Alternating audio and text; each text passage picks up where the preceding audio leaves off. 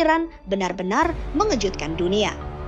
Setelah dihantam serangan besar oleh Amerika Serikat dan Israel sejak akhir Februari 2026, serangan yang menargetkan puluhan fasilitas strategis dan menimbulkan korban sipil. Banyak pihak memperkirakan negara ini akan melemah. Namun yang terjadi justru sebaliknya, Iran bangkit dengan kecepatan yang tidak terduga. Di tengah puing-puing kehancuran, suasana di Teheran berubah menjadi simbol ketahanan. Jalanan dipenuhi warga yang berkumpul, menunjukkan solidaritas, sementara militer dilaporkan langsung bergerak membangun kembali kekuatan mereka. Ironisnya, serangan yang seharusnya melumpuhkan justru memicu konsolidasi besar-besaran di dalam negeri. Negara yang diserang ini tidak tampak tercerai-berai, melainkan semakin menyatu. Namun pertanyaan penting muncul. Apakah ini benar-benar kebangkitan yang solid atau hanya ketenangan sementara sebelum konflik yang jauh lebih besar terjadi? Untuk memahami situasi ini, kita perlu melihat lebih dalam ke dampak serangan yang terjadi, terutama pada sektor sipil yang paling sensitif.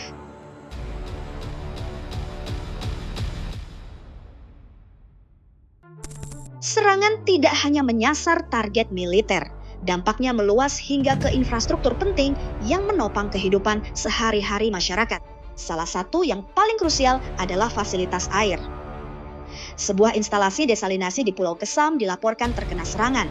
Akibatnya, pasokan air untuk lebih dari 30 desa terganggu di wilayah yang memang sudah rentan terhadap kekeringan.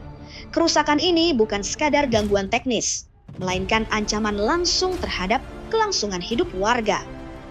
Selain itu, sektor industri juga mengalami pukulan berat. 2 pabrik baja terbesar di Iran dilaporkan lumpuh total. Proses pemulihannya diperkirakan memakan waktu hingga 1 tahun. Padahal, industri baja merupakan bagian penting dari rantai produksi nasional. Tidak hanya itu, fasilitas petrokimia di Salt Pars yang berada di Asaluyeh juga terkena dampak. Sektor ini memiliki peran vital dalam ekonomi Iran, sehingga kerusakan yang terjadi berpotensi memicu efek berantai terhadap berbagai sektor lain. Namun dampak paling mengguncang datang dari sektor pendidikan. Sebuah sekolah dasar di Minab hancur akibat serangan rudal. Sedikitnya 175 orang tewas. Sebagian besar adalah anak-anak. Laporan awal bahkan menunjukkan kemungkinan kesalahan dalam penargetan. Tragedi ini menjadi salah satu momen paling memilukan dalam konflik ini. Tidak berhenti di situ. Lebih dari 30 universitas dan pusat penelitian juga dilaporkan ikut terdampak. Laboratorium hancur, pusat pengembangan kecerdasan buatan rusak, dan berbagai fasilitas riset penting tidak lagi bisa beroperasi. Ini bukan hanya kerugian jangka pendek, tetapi juga ancaman terhadap masa depan ilmu pengetahuan dan inovasi di negara tersebut. Sektor kesehatan pun mengalami tekanan luar biasa. Rumah sakit kewalahan menghadapi lonjakan korban. Dalam sebuah rekaman yang beredar, terlihat seorang perawat berusaha menyelamatkan bayi di tengah serangan udara. 2 pabrik farmasi besar hancur hanya dalam waktu 24 jam. Secara keseluruhan, lebih dari 300 fasilitas medis dilaporkan mengalami kerusakan. Selain itu, tempat ibadah, situs budaya, termasuk yang berstatus warisan dunia, serta Bandara Internasional Merabat juga ikut terdampak. Ini menunjukkan bahwa skala serangan tidak terbatas pada target militer saja, tetapi menyentuh hampir seluruh aspek kehidupan masyarakat.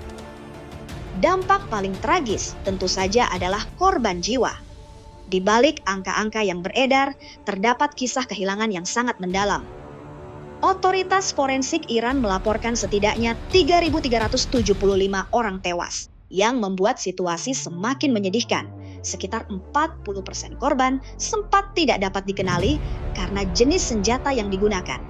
Tim medis harus bekerja keras untuk mengidentifikasi korban dan mengembalikannya kepada keluarga masing-masing. Jika dilihat lebih rinci, korban berasal dari berbagai kalangan.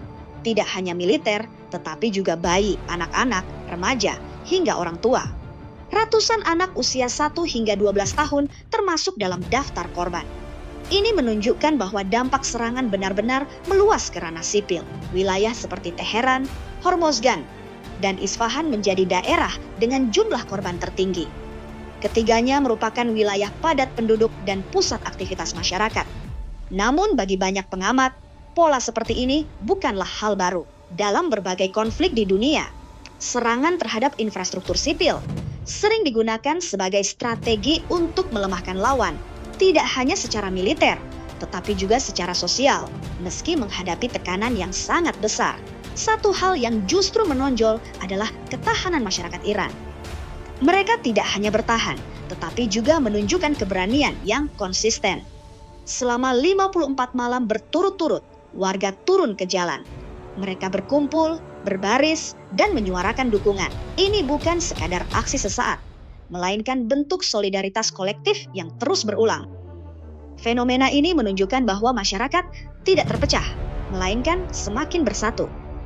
Pemerintah pun menegaskan bahwa di tengah tekanan militer dan diplomatik, koordinasi tetap berjalan dengan baik. Institusi negara masih berfungsi, dan masyarakat sipil berdiri di belakangnya. Dalam banyak konflik, serangan seringkali memicu perpecahan internal. Namun dalam kasus ini, yang terjadi justru sebaliknya, konsolidasi.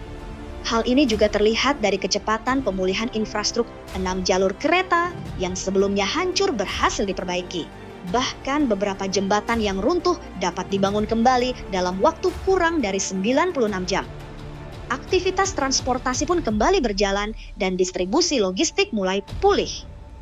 Di sisi lain, muncul cerita menarik di tengah masyarakat. Selama bertahun-tahun, Iran mengalami kekeringan parah. Beberapa bendungan bahkan dilaporkan kering hingga 7 tahun. Namun belakangan, muncul laporan bahwa beberapa bendungan mulai terisi kembali. Sebagian orang melihat ini sebagai fenomena alam biasa. Namun ada juga yang mengaitkannya dengan teori konspirasi lama tentang dugaan rekayasa cuaca oleh pihak luar. Teori ini menyebutkan bahwa kondisi cuaca ekstrem yang dialami Iran selama ini bukan sepenuhnya alami, melainkan bagian dari tekanan tidak langsung dari pihak asing. Meski belum ada bukti kuat, narasi ini tetap berkembang di ruang publik. Di tengah semua dinamika tersebut, posisi Iran di panggung global juga mulai berubah. Sejumlah analis bahkan mulai menyebut Iran sebagai kekuatan global yang sedang naik.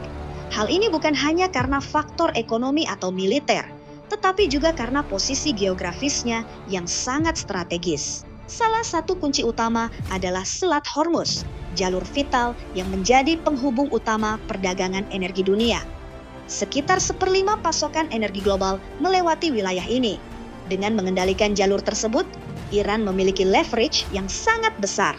Menariknya, Iran tidak perlu menutup selat ini sepenuhnya untuk menciptakan dampak. Ancaman saja sudah cukup untuk mengguncang pasar global. Kapal-kapal mulai mengurangi aktivitas, biaya asuransi meningkat, dan banyak negara mulai mempertimbangkan ulang ketergantungan mereka terhadap jalur ini. Perubahan juga mulai terlihat di negara-negara Teluk. Selama ini, kehadiran militer Amerika Serikat dianggap sebagai jaminan keamanan. Namun setelah serangan terhadap Iran, mulai muncul keraguan. Di Uni Emirat Arab, misalnya, pangkalan militer Amerika Serikat kini mulai dipandang sebagai potensi risiko. Alih-alih melindungi, keberadaannya dianggap dapat menarik serangan. Akibatnya, muncul seruan untuk mengurangi bahkan mengusir kehadiran militer tersebut. Situasi ini menunjukkan adanya perubahan besar dalam cara pandang kawasan terhadap konsep keamanan.